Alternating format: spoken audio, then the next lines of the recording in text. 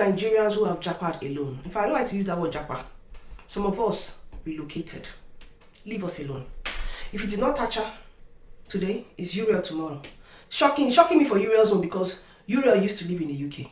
If it's not Uriel, it's Daddy Freeze. If not Daddy Freeze, it's some old man who lived 50 years abroad and didn't achieve anything. Okay?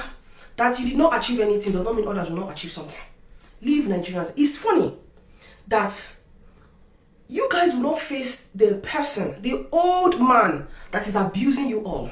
Your president is actively abusing Nigerians. You people will not attack him. It is Nigerians who are living abroad that is your problem. Forgetting that during elections, these same Nigerians you are dragging will wear your mouthpiece. No, if you talk too much. If you talk anyhow, you go see anyhow. But we that live abroad, we have the freedom of speech. So those things that you cannot say, we're going to say it for you. In the last elections, now we fight tooth and nail. I know how many times I felt sick because I was fighting, struggling, campaigning, speaking. I was sending money to people for them to go and get their voters card. So now Nigerians abroad will help you and you will drag them. What is truly the problem? Are you speaking from a place of jealousy? Because it's shocking me. Those who are speaking, they're not doing so badly in Nigeria. What will be your problem? Nigerians abroad are suffering. Is it your suffer? In this life, you must choose your suffer. When I was living in Nigeria, I was living like a princess. There was a lot of money. But did I have peace of mind? Now, I will go out. I will drive back at 3 a.m. I not even send anybody, Papa. Nigeria, now so I go dey fear. If I don't fear armed robber, I go fear police. If I don't fear police, I go fear kidnapper. What type of life is that? Is that life? You see, one thing about Nigeria, even the rich also cry. You are rich in Nigeria. Can you drive that to expensive car without having fear of kidnappers? You are rich in Nigeria. When you go to bed at night, generator sound will give you headache. I don't know what generator sounds like anymore. In fact, the first time that I carried some VAG members who are just coming from Nigeria, and I asked them in the car that day, what was the greatest thing about, moving abroad? One of them said the fact that she doesn't need to go and own generator. Say her phone battery go die. She know the fear, say, I need to go and plug it. Abroad is not a bed of roses. When you come, you're going to learn that quickly.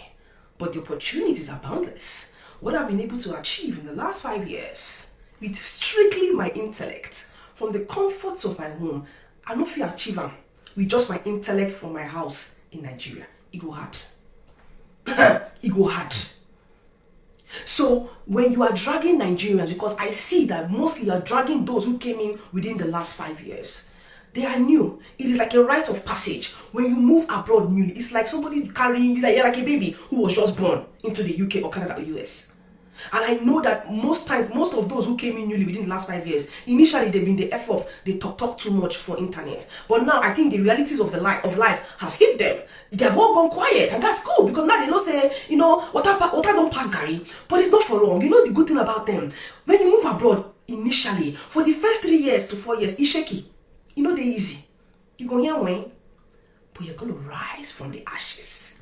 You're going to rise so beautifully that those who laughed at you will say, is it that same person I was laughing at? And I want to say something to you Nigerians that are always dragging people abroad and calling them broke. Maybe they are broke because by the time they are finished paying their bills and everything, the little money they're meant to use and enjoy themselves and make themselves look beautiful, they send it back home to the same Nigerians that are insulting them. Maybe the responsibilities are too much for them, because I know that my own responsibility, Iboku, because every day, there is no day I don't send money to them. I don't send week or month. Daily. And they send money go give Nigeria. And they send money go help somebody for Nigeria. And they send money go pay person hospital bill, or person school fees, or person won't buy for hospital, or the one thing or the other, or somebody is hungry. There is no rest for us to live abroad. So while we are actively making sure that we are remitting money to save you people that are living in Nigeria, for those who are hungry and need help, maybe we not try, they calm down, they drag us. Yes, there is suffer abroad, but you're also suffering in Nigeria. The difference between you and I is that you are suffering and smiling, and you are afraid to drag your oppressors. But I feel that 2027 is close. You should focus on figuring out a way to get yourselves out of the mess that is called Nigeria, and make sure that that man that has held you people hostage doesn't come back in 2027. We should be the least of your problems. Okay?